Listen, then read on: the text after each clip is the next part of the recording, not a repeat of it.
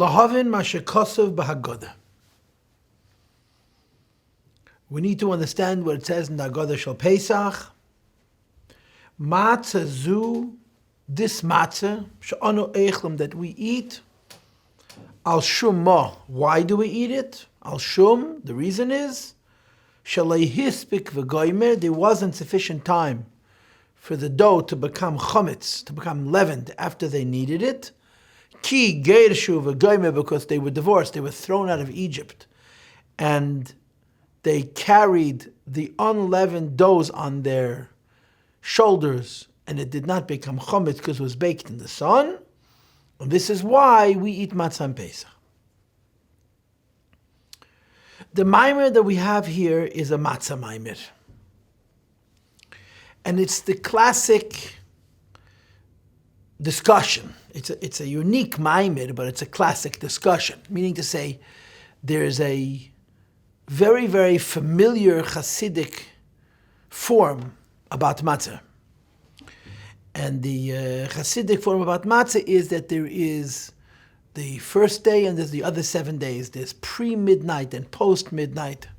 And there's many, many Maamar Chassidus that are going to explore these ideas about matzah. And our Maamar is also a matzah Maamar.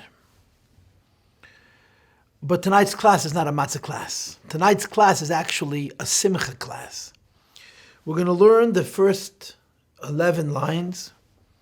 I'm going to read, I'm going to translate, and we're going to be introducing the concept of matzah, and then we're going to immediately digress and move on to simcha.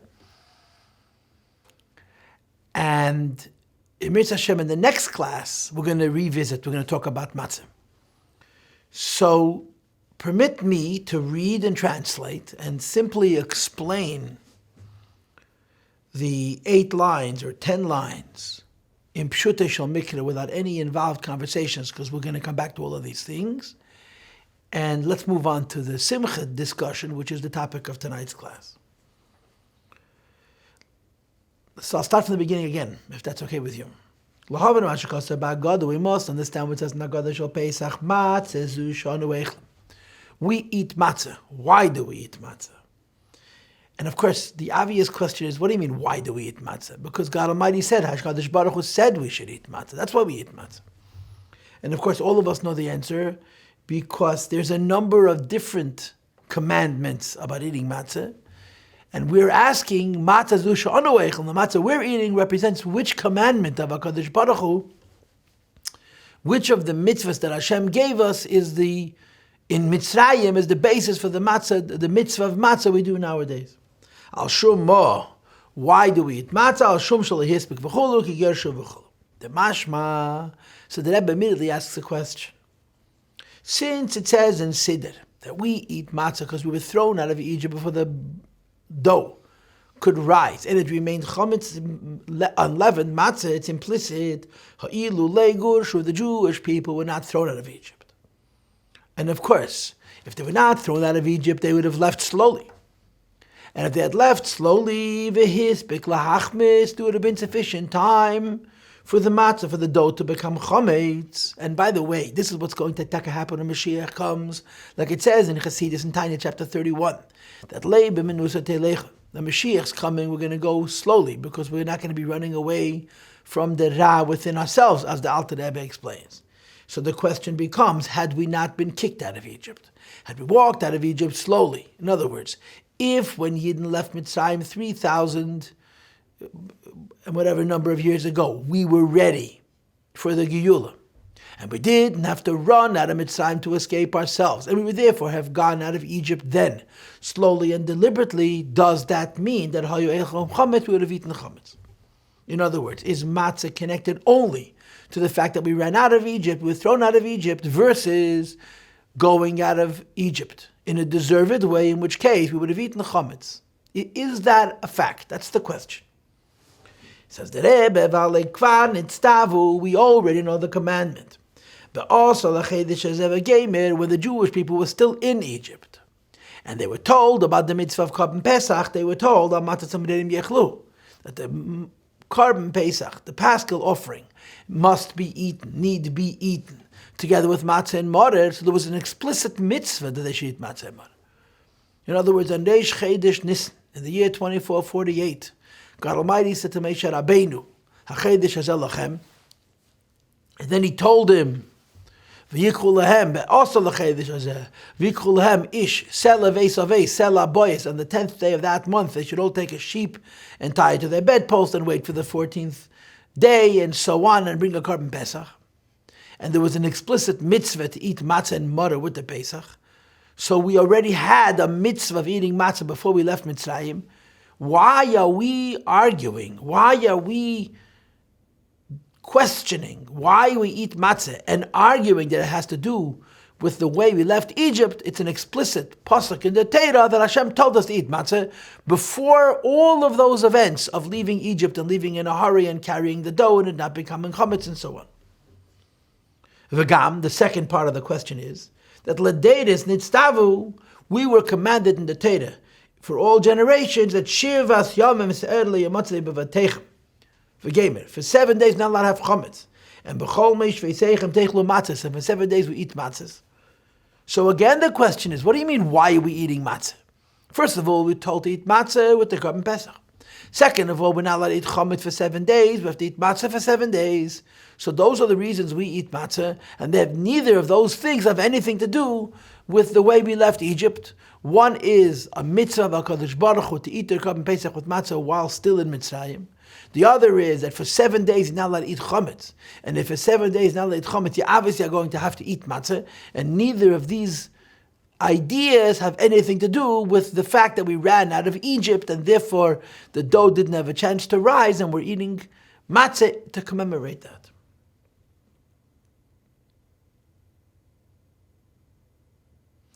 Ubepasuk atzme yesh lehavin. But to be sure, on this second pasuk, we can ask a question. In other words, what's going to happen now is, we just brought two ideas for why we eat matzah. Neither of these two ideas have to do with what the Haggadah says about Al Shalai Yispik. But the Rebbe questions the second idea. And by questioning the second idea, by challenging the second pasuk, he creates the answer to the first question. Yes, the question becomes, all of us know that Pesach commemorates the fact that once upon a time we were slaves and we became free when we were in Mitzrayim. So the question is, that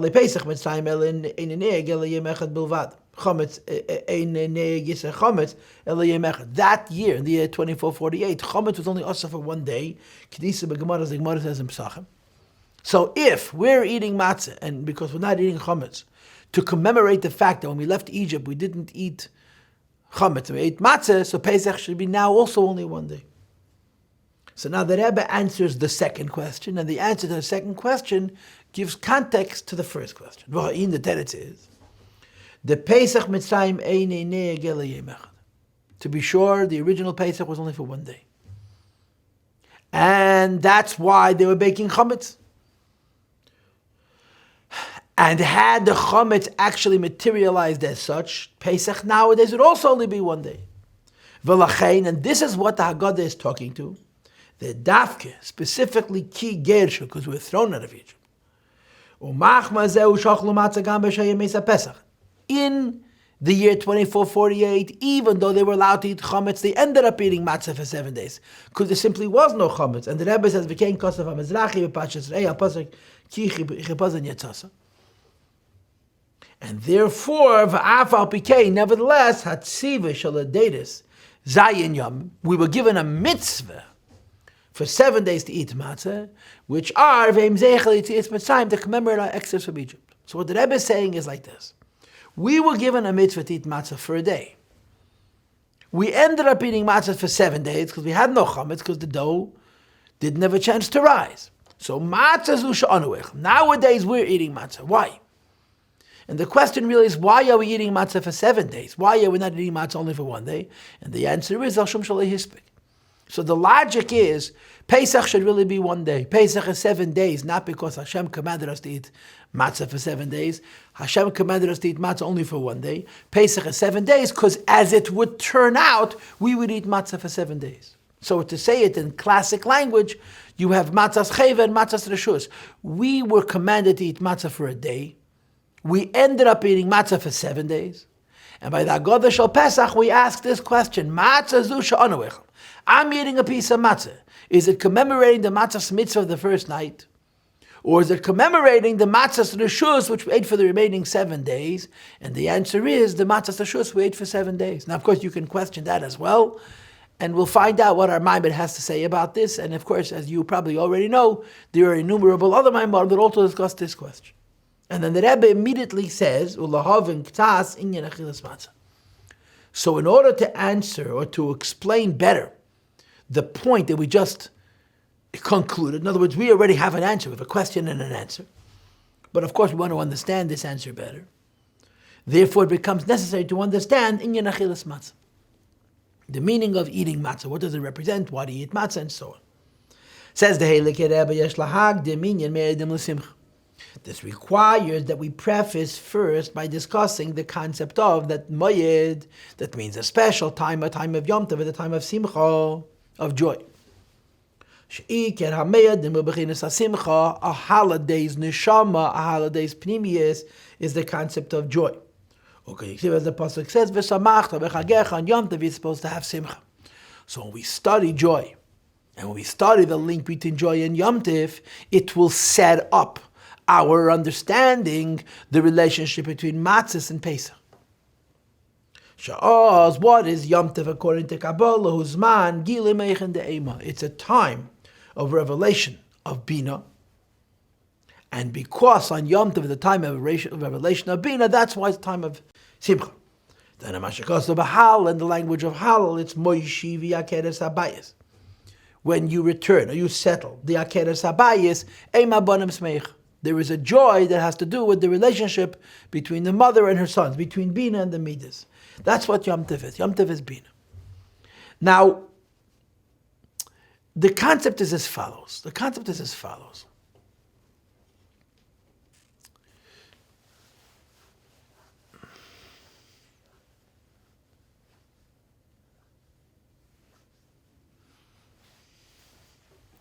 I'll tell you a story.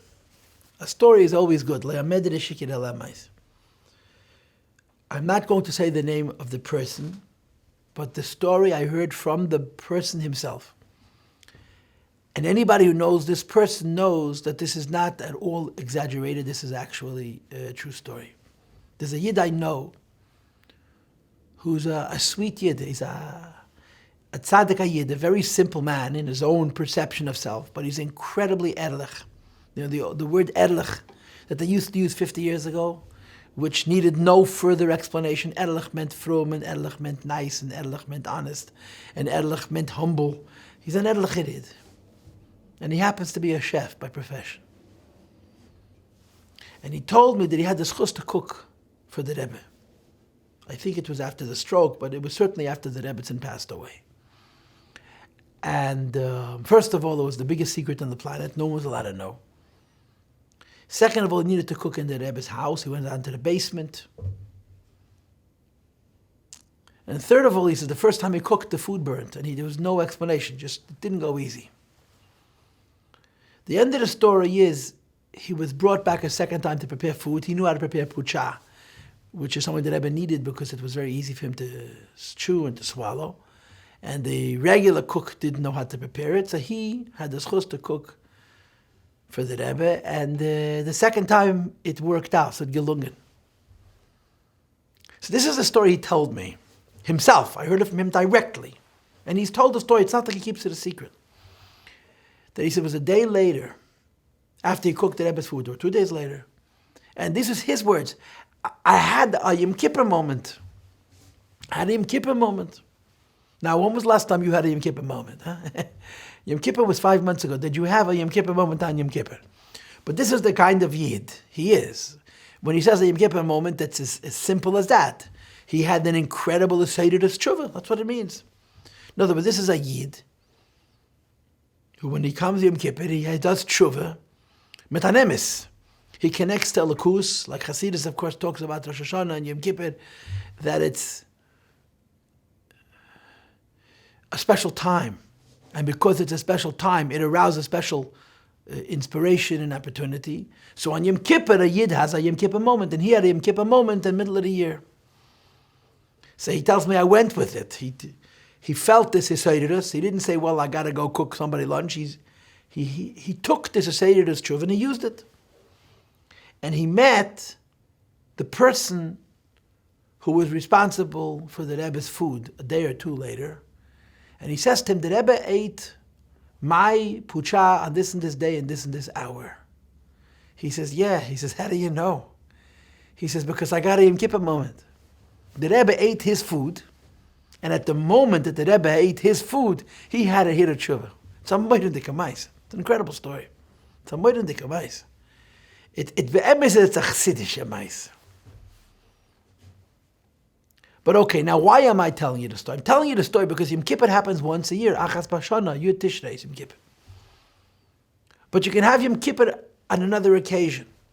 In this particular instance, this Yid had the Yom Kippur moment because he had the schus to be Meshamish Tzaddik and the Siyador. And when you have such a schus, it raises you up and you have a Yom Kippur moment when it's not Yom Kippur. But people can have special moments at any time. You can have a Yom Kippur moment in the middle of Chanukah. You can have a Pesach moment in the middle of Tammuz. People can raise themselves. People have inspiration. But there is something called Mayadim. Mayadim means special time. Mayadim means, although a Yid can have a Seder at any moment, if he puts himself in the right frame of mind, and it makes the preparations, v'chuli, there is a time for it. Rosh Hashanah is Aleph Tishrei. Yom Kippur is Yud Tishrei. Sukkot is Tezvav Tishrei, and so on. These are times. What is so special about these times? What's special about these times is that godliness comes down into the world in a special way and raises us up.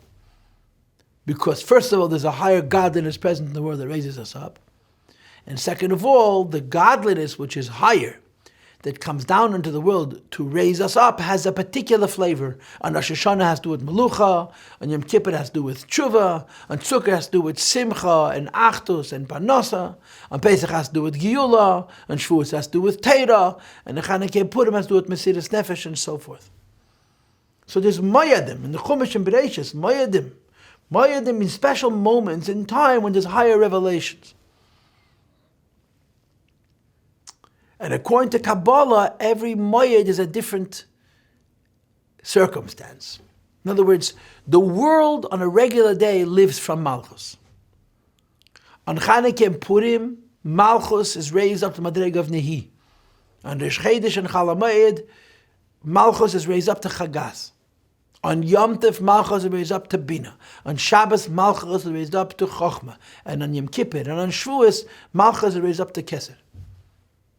Which means, as a practical matter, on a regular day, the time is being inspired by godliness which is very concealed and limited. And therefore, most people, most of the time, do not have Yom Kippur moments on a regular day, except if something extraordinary happens to them, or they do something extraordinary to themselves. When it becomes the dates that are moyadim, the Eibishter built into Zman itself, extraordinary inspiration and possibility, we all rise to the occasion because the occasion rises us. The Zman brings a great revelation of godliness into the world, but lifts us up. And of course, the example that you know, which is brought in the Rebbe Siches, is the story of Yites Kislev, that there's a letter in Shas Tshuvas Ben Hashamayim, which was written hundreds of years before the Alter Rebbe was released from prison, where he mentions Yites Kislev, and he says, V'uyem Besura, it's there for Besuras Tevis. Says the Rebbe, what does that indicate? What does that prove? That Yites Kislev was special before Yites Kislev was special. It wasn't revealed till Tov Kuf Nun Tes, or Tov Kuf Lamed Gimel. But hundreds of years earlier, the potential for Yites Kislev to be a Chag HaGeula and so on already existed because it's a Mayad. It's a special time, b'yetz. So when it comes Pesach, there's an energy of Geula because there's a Gili of Bina. Every day there's Malchus. And then Yom Tov, there's a Gili of Bina, and because on Yom Tov there's a Gili of Bina, the world's condition is joyous. The world's condition is Simcha. Meyadim leSimcha. So joy happens why? Because there's a great revelation of Hashem, it elicits from within us joy. Now, what do we know about joy? We all learn Chassidus, and we talk about Simcha so much because Simcha is so important. What do we know about Simcha? We know that Simcha comes from the soul. Simcha comes from the neshama. When it comes to the nefesh habahamis, the animal soul, the ego, we say, "Ein adam yetzim yalavi v'chatzi tavaseh b'yad." The person's never happy. The person's always disappointed, always depressed. Joy comes from the soul for various reasons. First of all, the soul is humble. Second of all, the soul is sameach b'chelkei. It's accepting the lot that the Eibishter has given it. And most importantly, because the soul has betachon. The soul is connected to HaKadosh Baruch Hu. Yisrael betach b'Hashem. And when you're connected to HaKadosh Baruch Hu, you're not afraid. And you're actually very, very positive and optimistic and joyous. So joy comes from the neshama. And the neshama experience of joy is incredibly empowering. When a person experiences this simcha, which comes from the neshama, it gives them incredible koyches to grow in avodas Hashem and in other areas of their life. Even chitzoniistic things. Joy is a very big pick-me-up, and it's always good to have joy. When Yom Tov comes, the joy is injected into us from heaven. You're supposed to have joy every day. If there's savaya b'simcha, when it comes Yom Tov, the joy has to be increased. And I'll give you a very interesting insight, which is connected to now. We're finishing the month of Adar. The Rebbe brings the Gemara Masechta Tainus, Mishenichnas Av Memata B'Simcha. When Av comes in, you diminish in joy, and Kshem Mishenichnas Av Memata B'Simcha. So when Mishenichnas Av, then Marben B'Simcha. So the Rebbe says, what's the relationship between the Mata B'Simcha in Av and the Marben B'Simcha in Av? There's a Pashat Tzav that even in Chedesh Av, you also have to have joy, just less of it. One is a Jew supposed to be joyous always. V'harayeh, even in the month of Av, which is the time of Avelis, the Lashon is Kshem Shemar ben Kach Memat, and you're supposed to diminish in joy, but not eliminate joy. So joy is constant. But on Yom Tov, the joy is not something we generate from within our own engines. It's generated from a Gilei Elokus, which raises us up and puts us into a happy Maamar Lehavin Mah. Now there's another thing you have to know about joy. And this is brought in Chassidus, and particularly in the Hemshech Samach to Samach, Tov Reish Nun Zayin, which is a long discussion on Simcha, which the Rebbe Rashab said, of course, but the previous Rebbe's Chassidishe. In that Hemshech, you have the amazing quote, Simcha paid its geder, that joy breaks all boundaries. And by the way, in Maamar Chassidus, when they bring this quote, Simcha paid its geder, the source that they bring is Sefer HaMemorim, Tov Reish Nun Zayin, Amud Reish Chaf. They bring the Maamar the Rebbe Rashab. I'm curious, does anybody know a source for this phrase, Simcha paid its geder, before Chassidus? Is Simcha paid its geder an expression of the Rebbe Rashab, and it's based on the Maamar of the Mittler Rebbe? Or is Simcha paid its geder a Maamar Chazal someplace? Because Maamar Chassidus do not give us a source before the Reish Nun Zayin, the Rebbe Rashab's Maamar. Samach to Samach. It's just a curiosity. I've always wondered about this. I've asked a few people. I've never got an answer. But the second thing about Simcha, in addition to the fact that Simcha comes from the neshama, and Simcha breaks all boundaries, is that Simcha means Gilui. Simcha means revelation. Joy is not a secret. When a person is happy, everybody knows. And there's two aspects to Simcha. Aspect number one is that the divine revelation arouses the Simcha. And aspect number two is that since a divine revelation arouses a simcha, it arouses in you a simcha which is revealed. A simcha that nobody knows is not a simcha. It's called a tainug or something else. Simcha is gilui. When God Almighty reveals Himself to you, that's an expression of His simcha. And when you reciprocate with the revelation of your neshama, that's your simcha. So simcha, which we understand as happiness or joy, really means a revelation of the neshama, an energy which comes from inside, outward, that expresses goodness, that expresses godliness, that expresses pnimius, that expresses neshama. And that's what Simcha is. Yom Tov is a time of Simcha. Okay, so far so good, right? No surprises. Simcha fanamaise. This is also a nice story to tell. Zeira gishmak Chassidishe Maise. This is brought in the Sichos. I forgot the names, but the previous Rebbe tells the story with the names. That when the Rebbe Marash passed away, Lubavitch was very small. There were not a lot of Chassidim. But those who stayed in Lubavitch were very loyal. They were very dedicated. Some were dedicated to the Rebbe Rashab as the Rebbe. Some were dedicated to the Rebbe Rashab as the son of the Rebbe Marash. But it didn't matter. The hiskasha, the dedication, was very real. So it was a chassid. I think he was one of the chassidim who lived in a nearby village from which they would make wheat for matzahs or water for ma'im shalon or something like this.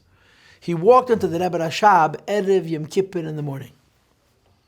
When there was Reish and Aleph, Reish and Beis, before the Rebbe, Friedrich was by mitzvah, I believe.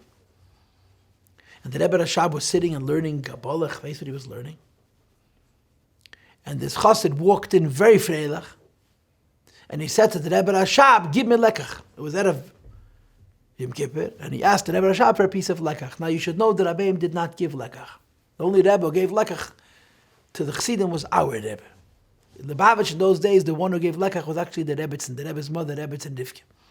But this was a miyuchas, it was a special chassid, there were not many people around. So we asked for a piece of lekach, and the Rebbe Rashab took a look at him.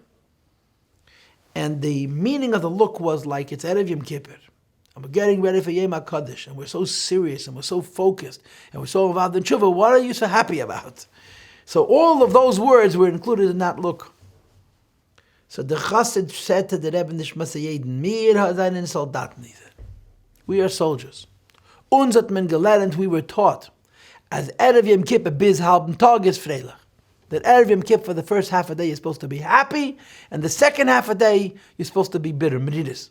So he says, we do what we're told. The first half a day we're freilich, the second half a day we're bitter. So the previous Rebbe writes in the Siche, dem entweder dem Taten sehr gefallen geworden. My father was very excited, very happy, very moved by that answer.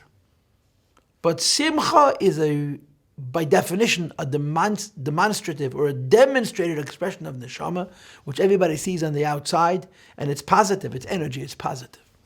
It's motivated by revelation from heaven to earth, and it shows itself in a revelation of the human being's neshama from earth to heaven. But now comes the problem. What's higher, Yom Tov or Shabbos? And of course the answer is Shabbos is higher because Shabbos is Chochmah. Frag der Rebbe, v'hine, I'm on line 14. B'Shabbos hu gilui meichen da Abba, v'hem yeser al yenim. Shabbos is the revelation of the meichen of Chochmah, which is even higher. And the question is, v'ein sham b'chinas gilui simcha k'b'yom tov, why is there no joy on Shabbos? And it's a kol sheken. If Bina is high enough that when Bina reveals the life of the Mayid, of the time, to the world, because it's a high revelation, it creates a joy. Chachma, which is an even higher revelation, should create even a greater joy. And Shabbos is not connected to Simcha. Now, parenthetically, in Chassidus it's brought in the Samach, that Shabbos is not connected to Simcha, but it is connected to Tainug. Shabbos is not connected to joy, but it's connected to delight. The problem is that in this Maamar, you'll see in a few lines, when they look on line 50, for example, he's going to put Simcha and Tainug together in the same breath. He's going to say that Simcha and Tainug are similar. And this is not a new question. This contradiction is well known, that in some Maimorim we separate Simcha from Tainug. Like, for example, the Maimorim of Simcha's Beis HaSheyeva. And we connect one to Chochmah and the other one to Bina. Simcha is Bina, and Simcha is Beis HaSheyeva, and Tainug is Chochmah, and so on. And some Maimorim, they put Simcha and Tainug together. And this is one of those Maimorim, and of course, if we knew the answers to all the questions, as the Rebbe once said, the Friedrich Rebbe once said by Fabringen, that when he was a child, he used to ask questions, and they would tell him, das werden älter, wirst du verstehen. You get older, you'll understand, and sometimes they would tell him, du wirst alles wissen, wirst du schnell alt werden. If you'll know everything, you'll get old young. So this is another question we're going to leave unanswered. But the question is obvious. If joy means revelation, in other words, there's a regular state of affairs, there's a regular condition, and there's a special state of affairs, a special condition. And a special state of affairs, a special condition, is higher than an ordinary state of affairs, which is why it creates joy. So the higher the revelation, the greater the joy. And in this case, Bina elicits joy and Chachma doesn't, and the question is why. And again, in other Maimorim they would say because Shabbos is Tainug and Yom Tov is Simcha, but in this Maamar you cannot say that because he put Simcha and Tainug into the same breath. So the question stands, if Yom Tov were happy, we should be happy on Shabbos as well. And the Rebbe answers his question on line 15 with a fascinating insight. A fascinating insight. I'm on line 15. Ach ha'inyan, the answer is as follows. Kihine, be your mahus meichen de'em. To understand what it means, that when Yom Tov comes as a revelation of Bina, and that is a joy from heaven to earth, which elicits a joy from earth to heaven, Yuvan, we can understand this, and of course, why on Shabbos there is no simcha, b'masha neida, by first revisiting a familiar idea, which is shesh beis bechinas begila yedin seibarach. When we talk about revelation of godliness to the world, there's bei bechinas. We talk about godliness being revealed to the world. There's two levels in how godliness is revealed to the world. What are they?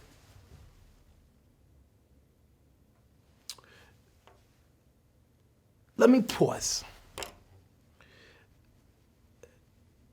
I'm a malamed by profession. That's what I do. I teach. And when you teach, you always want to find ways to communicate ideas to your students that reaches them, that they're able to understand. So one of the forms that I've adopted, which has been effective in getting my boys to think and to grasp concepts, is the question of revelation. I have what I've coined the 3 rules of revelation. And by the way, what's the opposite of revelation? The opposite of revelation is not concealment. The opposite of revelation is essence, etzem. And you'll see why later.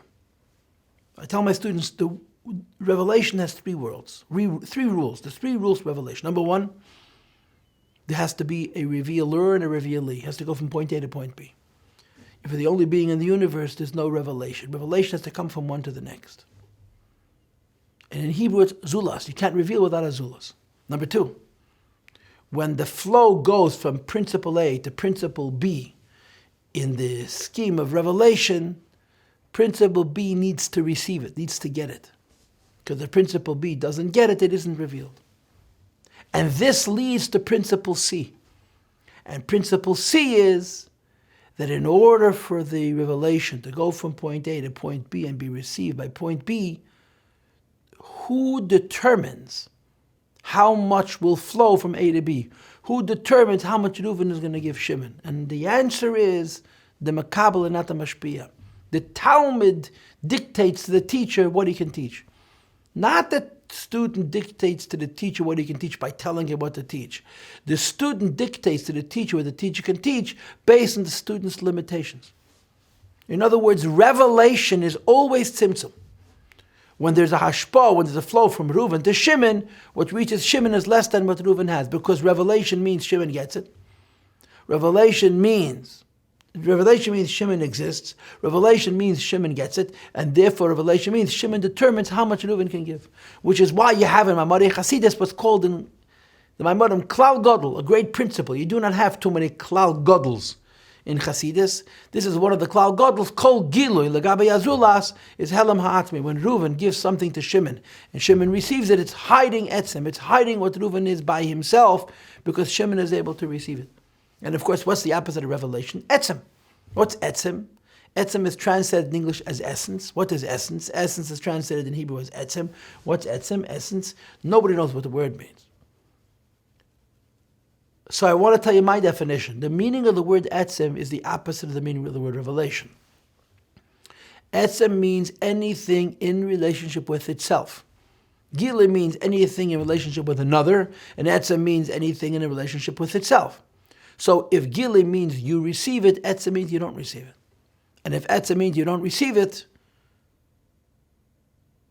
you don't get to determine what it is.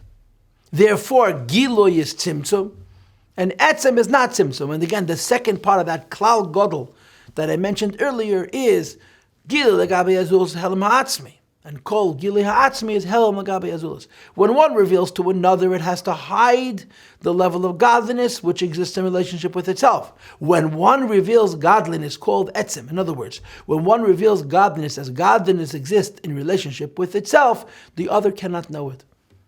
And that's going to be the point. Yom Tov and Shabbos is Gili and etzem. And therefore, Yom Tov is simcha, and Shabbos is no simcha. Not there's no simcha because there's no revelation. There's no simcha because the revelation is not revealed. It's etzem. And let's learn it inside now.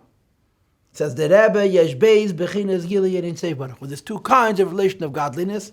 And to use classic language, the first kind of revelation of godliness is called gilui. And the second kind of revelation of godliness is called etzem, or gilui ha'etzem. And because it's called etzem, it's not an expression of joy, it's not gilui, and it doesn't elicit joy from the person. Ha'alef, the first kind of revelation of godliness, is bechinas ishtalshalos. Godliness which goes from point A to point B in a gradual chain reaction, step-by-step way, which means it's being reduced. Tzimtzum. V'seider ha'madreges, it follows an order of steps. It goes from cause to cause and so on, such as ha'ara, reflected light.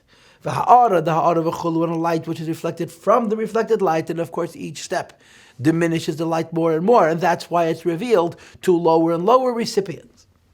Marshal, for example, seichel b'midas, when ideas go into the heart. The heart cannot feel what the mind can understand. But the heart is inspired by the mind, so a small percentage of what the mind understands is what the heart feels. And then, what you feel, you think. But your capacity to think is far more limited, and you cannot express everything you feel in your thoughts, only a diminished version of it, and so on. In other words, the whole concept of a chain reaction, or a gradualistic step-by-step reduction of light from a higher level to a lower level. Derech klal as a rule, from a finer metzias to a lesser metzias. And of course, the key point is gilui, and gilui means tzimtzum. On the other hand, va'beis is lamayla min ha'ishtalshalos. The second kind of revelation is what we call in our culture etzem. What God is in relationship with Himself is revealed, and this is called yesh me'ayin mamish. The emergence of that godliness appears as if it's from nowhere, me'ayin ha'muchlat v'chul, from an absolute nothingness, because this is not light which is reduced for the world to be able to receive it, but rather this is light which is the transmitting the truth of Hashem into the world, and the form or the capsule or the garment which transmits the etzem v'alakus into the world is like yesh me'ayin. And the Rebbe continues on line 21, v'hinei, let's go back to the first kind of revelation. We talk about godliness which is being brought down from a higher level to a lower level, through what is in effect a chain reaction of worlds, as the effect gets closer to the cause. And of course, that means the makabel getting close to the mashpia. Now, how is the makabel getting close to the mashpia? Because the mashpia is getting close to the makabel. In other words, in the first model of ishtalshalos, as the light descends from higher to lower, it's going through tzimtzum, so that the student receives what the teacher is able to give him. He's able to know his source. If the teacher and the student come into the same sphere, the teacher descends to the level where the student can understand, and the student is able to raise himself to understand what the teacher teaches, so the two of them become interlocked, they become intimate, connected. And of course, as a consequence, you're happy about it. When you understand what your teacher teaches you, it makes you happy. The joy will be very, very great. Now on the surface, of course, you're happy that you understood. Beneath the surface, you're happy because it was revealed, because revealed is the basis for your understanding. So you're happy, which is a revelation of your neshama, because what the teacher gave you was a revelation of his neshama, and both of them are reduced, both of them are tzimtzum. For example, a prince, who went out of a captivity, and he came and sees his father's countenance. This makes him very happy, because he's meeting his father. Now, where's the reduction here? The reduction, of course, is he was a slave and now he's free, and the father has to go meet his son that's full of sores and compromises and so on. The same is true in the nimshal the effect, the makabel, experiences a joy, love, under the revelation down upon him of Eid Ha'ila, the light of the cause, light of the teacher, Shalamayla, which is higher than him. Tachas, instead of, rather than, that the student would fall and become farther away from his source and not receive light, which there is the possibility of there being a great distance between himself and his cause. And he's far away from the light of the countenance of his father, the concealment of steps and levels. And all of this, pause right there. This was the condition before. When he was a prisoner, his father's face was hidden from him. And now, Vakelu and all of this is Mipnei Sha'at at this particular moment. Begilu is in this revelation, he has simcha. Before, when he was far away from his father, he didn't have joy. If you would consider a neshama in this world being far away from HaKadosh Baruch Hu, it wouldn't have joy. But when the prince revisits his father, when Hashem reveals more of himself to us, there is simcha. But there's two sides to this coin. One side of this coin is Hashem is closer to us. And the other side of the coin is that Hashem is closer to us in such a way where he's close to us. He's not obliterating us. He's not bittling us. He's not overwhelming us. He's coming close to us by our definition of what us is. Says the Rebbe, because Yeshle Hasaga. He's able to understand the light. He's gone from darkness into light. From sadness to joy, to holiday. From captivity to freedom. And the point is, you are joyous because you relate to the revelation that's giving you your freedom. And if it would be too strong, you wouldn't relate to it. So on the one hand, simcha comes from gilui. On the other hand, gilui comes from tzimtzum. So you're getting more than you normally have, but the more that you're getting is also reduced, and that's why you experience it in a revealed way and you celebrate it. Says the Rebbe, as the concept of Yom Tov, that it's Gili HaSimcha, it's a revelation of joy. There is a level called Akeres Habayis, which is a malchus, a woman, without joy, and instead, there's a joy. In other words, Akeres Habayis is malchus. There's nothing happy and exciting about malchus. But when Akeres Habayis becomes Ema Bonim, when she goes from being Akora, that means barren, to being a mother of children, she goes to malchus to Bina, that is incredible simcha. Pirush Akeres is Melashon Akora. The word Akeres connotes barrenness, no children. And it's also Melashon Yechol Dozua Dora Be'ikirei Bata Be'gamara Perek Bas de Pesach. It connotes hiding out in crevices and in cracks. In other words, not being able to display itself fully and openly and joyously. V'hi Bechinas Malchus, that Kabbalistically Akora is Malchus. Shemulubesh is Kol Yom and Dechel Bebya. All week long it's embedded in the lower world Beklipas Negam. V'chein Pirush B'Sefer Sheishen Seidus. The Talmud Ramban Zal, that all week long the world lives from Malchus. As Malchus goes into the lower world, there's nothing happy about that. And this is called Akeres Habayis, the mother that has no children. As opposed to, I'm on line 30 now, but Yom Tov. When Yom Tov comes, Hiye L'Lamaylo. Instead of Malchus being mashpia to the lower worlds only itself, which is concealment, Malchus is mashpia to the lower worlds. What's higher than itself, including Bina. Biyatzil is v'chinas eim abona. And what is Bina? Bina v'asaga be'ed ein safe, an understanding and intellectual access to godliness, that when Malchus reveals into the lower worlds, Bina v'atzilus, that revelation, which is an expression of joy, reveals within us an expression of joy reciprocally. However, as we already said several times, it's a double-edged sword. On the one hand, it's a greater revelation. On the other hand, it's a revelation and not the essence. She'erein says that the infinite godliness mishtalshel goes through the chain reaction of steps. V'yered oz, and descends at that point, be'efid in such a fashion. She'yihi derech umaveit, to become a road and an opening, litfisa v'asaga, for the neshama to have a grasp and an access. In other words, to understand the godness which is being revealed is on the one hand revealed, on the other hand limited, that the neshama is able to appreciate it. But Mashiach made in say baruch hu, be able to intellectually reach in Eidin Tov, haniglu, which is revealed. Ve'eich, in other words, shahagilu irav miyet, that the revelation is very great. Anguish, sadness is transformed into joy. And instead of being in this great darkness, God will now see a great light. And what is this great light? Hu gili eidin say baruch, what's revelation of godliness? Hamizgala, which reveals itself in a felt, in a tangible, in a material way. Vasaga, which is accessed and reached. Lihiyes, that the human being should experience.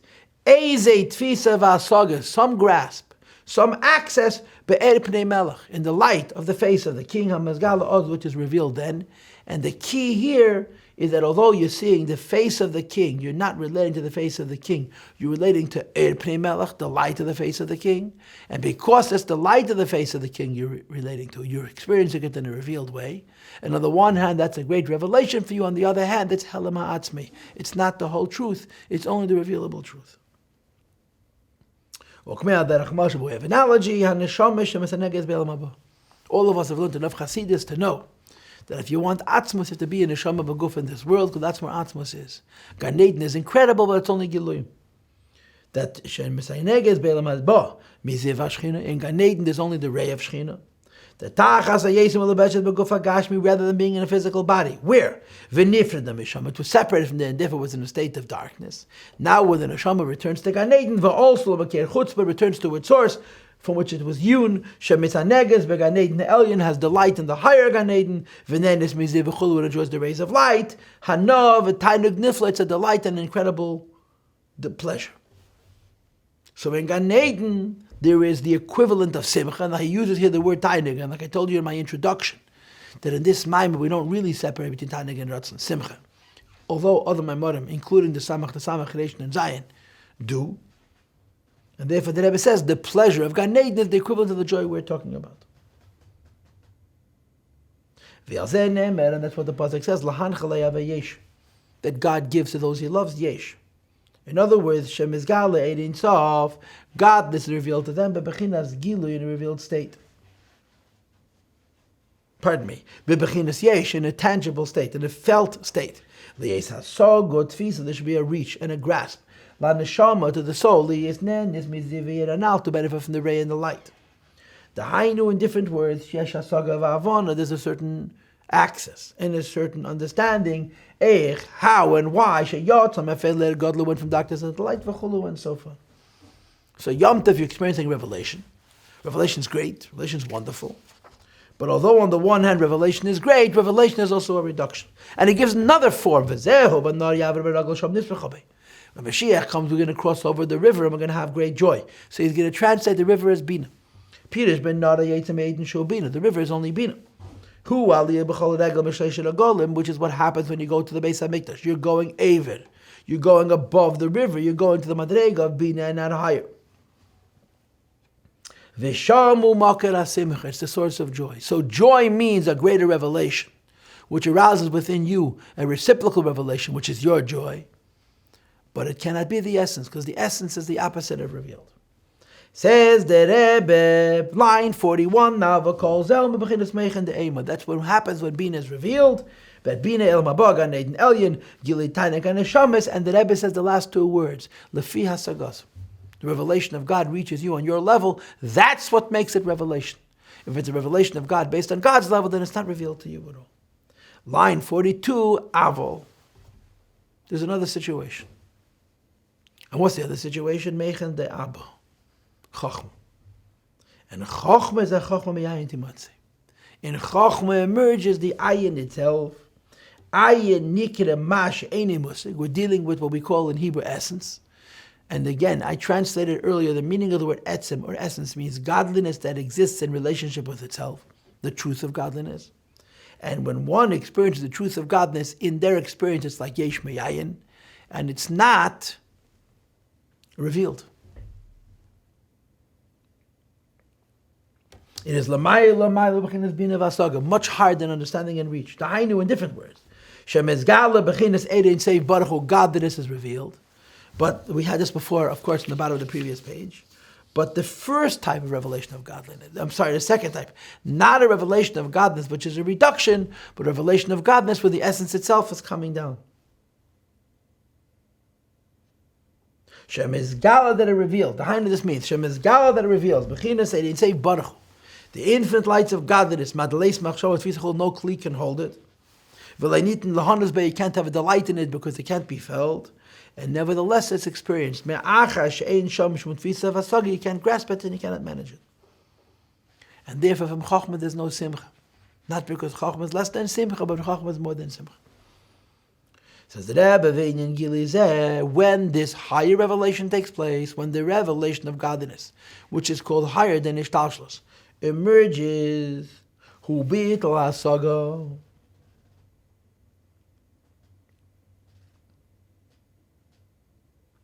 It breaks one's access, it breaks the form of each neshama in the godliness, the leis machshava no vessel can grasp it. So for Moich and the Abba, there's no joy because the Gili bittles us.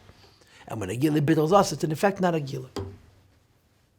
Says the Heilik Rebbe V'Agili Azehu Shem Mizgala B'Shabbos. This revelation is revealed on Shabbos. We're on line 46. Says the Rebbe V'Lachein Omru. Therefore, it says in the Gemara, I think it's a Yerushalmi, Bekushi Hitiru L'Dabe Divrei Torah B'Shabbos. Chachamim really did not want us to speak on Shabbos at all. Like the halacha is, Memtzei Cheftzach V'Dabe Dover. Just like you have Mideraisis, you're not allowed to do malacha. Miderabban, you're not supposed to speak Divrei Chayil either. Like the Alter Rebbe brings in Kuntas Achrin. Hashem created the world through speech. So if he stopped creating the world, that meant he stopped speaking. So we should accordingly stop speaking. Says the Yerushalmi, they needed to find a loophole that you're able to speak Torah on Shabbos. That doesn't make any sense. Torah is holiness. Torah is a part of what Shabbos is. Shabbos is. Why should you not be able to speak Divrei Torah b'Shabbos? And he gives a very powerful answer. Torah is something that comes out of Chochmah. Pirish nafkis, the meaning of the word nafkis is yetis lechutz, it goes apart. Kamein nafkis labad, as though it were to be on the outside. In other words, shehia ora bilvad yetis me chochma. Chochma is much, much more than the Torah. The Torah is only the fallout of chochma, what descends from chochma. Aval atzmi is a chochma. If you knew what chochma really is, you would know that it's much higher than what's revealed in the light of Torah. The word Eraisa has at its Shadish the word Er. And therefore, when it comes Shabbos, and there's a revelation of the essence of Shabbos, Divrei Torah is a ha'ara of that.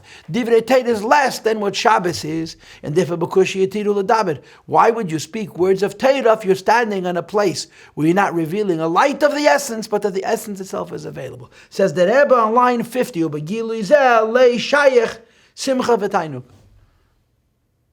On this level, there's no joy and delight. And notice simcha and tainuk together. She'eina simcha v'tainuk. There can be no joy and no delight, neither v'nirgish, which is visible and felt, ela b'mash yesh tfisa v'asaga, only on something you can grasp and reach and access intellectually. Ech shatz ma'feiler gadol, first it was dark and now it's light. V'hainu meaning, ma'achash nirgish b'chinas gadol, you experience the great light. Shu b'chinas ma'ila, it's on a high level. Line 52. And when one is sensitive to the fact that he fell away during the week, in other words. When Shabbos comes or Yom Tov comes, then you raise yourself up to a higher madrega. You're incredibly happy. Says the Rebbe,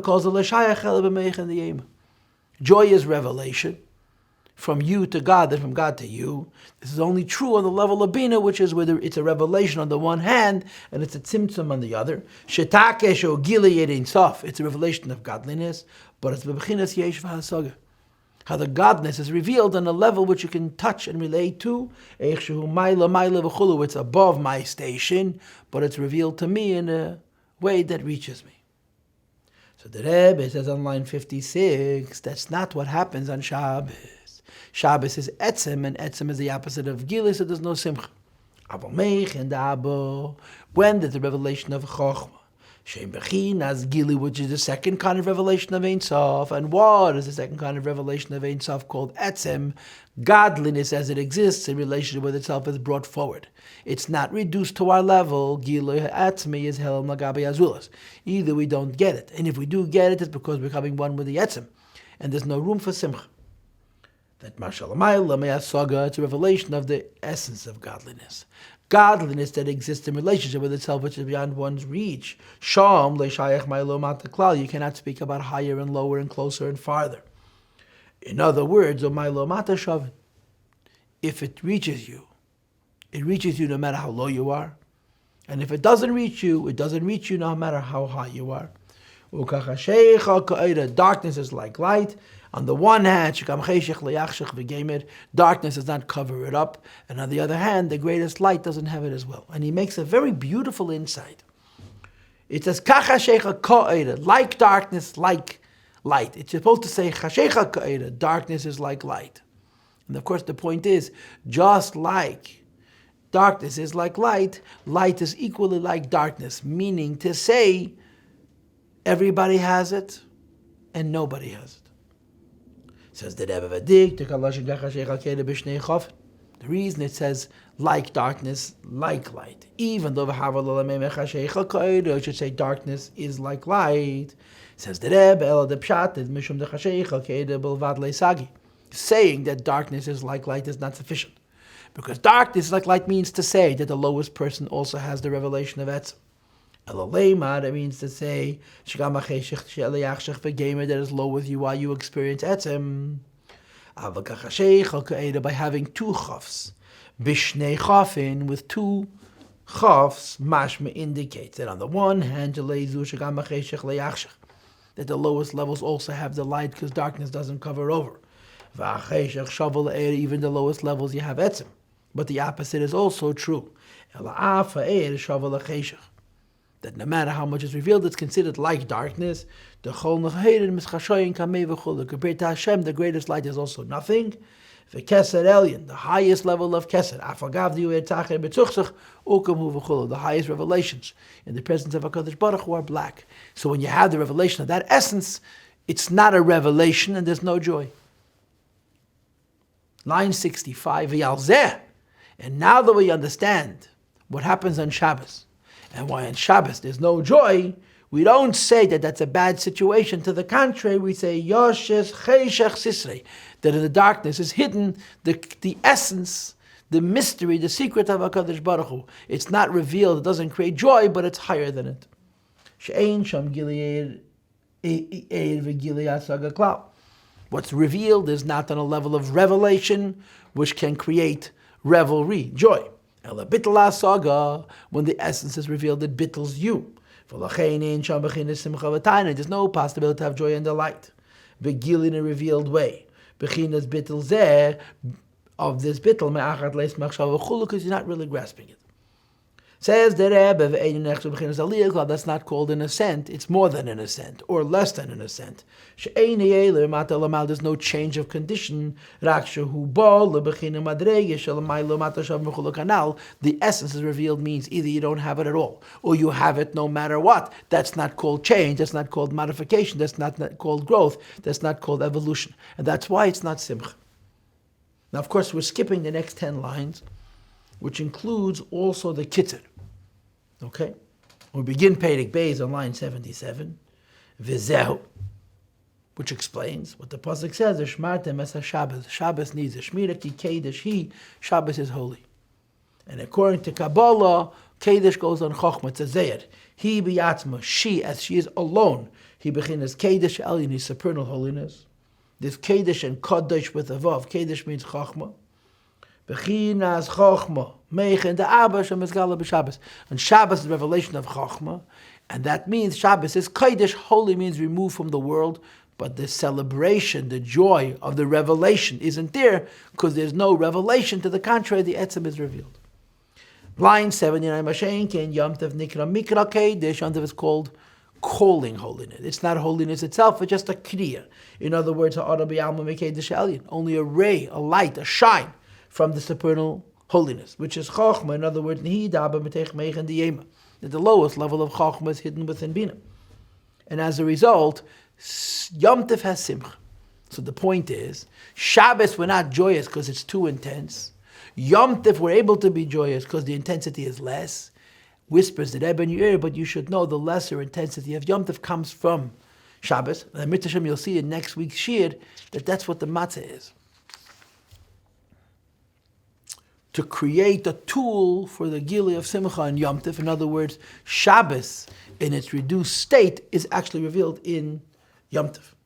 Shadegam beYom Tov Gili Meichen. On Yom Tov we have a revelation of Bina. And for sure, Tzarech Lahamshich Meichen de Abba. In Bina there is Chachma. The understanding of Bina Gam Shesh Bechinas Yesh, even though it's considered a form, it's not altogether separated from Chochma, Elahu Hayesh and Imshach Meyayin. Bina is a form of understanding. Bina is an ego. Bina is a demonstration of revelation, a demonstration of joy, but it's connected to Chochma. Ki ayin v'yesh Chochma Bina, in the Lamed Passion, according to Kabbalah, Chochma Bina never separated. So although Yom Tov is revelation because it's reduced, and Shabbos is not revelation because its essence, the reduced revelation of Yom Tov, is based on the essence, which is what Shabbos is. Shetame, that all the time nimshach bebechinas bitel meichen the abaliyes bechinas meichen the yema, line 83. From the essence, which is what Shabbos is, comes down the revelation, which is Yom Tov. His galus hatainu, the revelation of delight, shatainu hu, that the experience of pleasure, the revealed pleasure, is also me'am shachas in seibaro. It's a revelation of godliness, the leis machshava v'chulu, which is beyond kelim. The delight is not something which is separate from the Eibishter. But why on Yom Tov are you celebrating this revelation? Because on Yom Tov the revelation is coming to you in a reduced, in a revealed state, and that's why you're experiencing it in such a way that it reveals and reduces your neshama. Line 85, you're able to enjoy this revelation. And the reason you're able to enjoy this revelation is because of Tzimtzum, that Mach Mas Yeridas Vishtalshlos Eirev Gilei. Since this revelation is Gili and not Etzim, it's revealed from a higher level to a lower level in such a way that it reaches you, which means that it's reduced according to your level. The person appreciates that what they are experiencing is a great revelation. And consequently, there's a great reason for joy. That the lower he is, the less significant he is, and nevertheless God reveals himself to him, and accordingly there's great delight and joy, when Godness reveals himself. So it turns out that Yom Tov is a day of Simcha, and Shabbos is not a day of Simcha, because the Simcha of Yom Tov requires a revelation from Shabbos, from Chochmah to Bina, from Shabbos to Yom Tov, but it has to be mitzumtzum. So Yom Tov is joy because it's revealed, and Yom Tov is joy because it's not revealed too much, as opposed to Shabbos. Now what's going to happen next week is that Rebbe is going to take this idea and apply it to Pesach. And the idea is going to be that although Yom Tov is Bina, hidden behind Bina is Chochmah, and it's the Chochmah within the Bina that creates the Yom Tov, and of course with Hashem's help is going to connect it to the Matzah.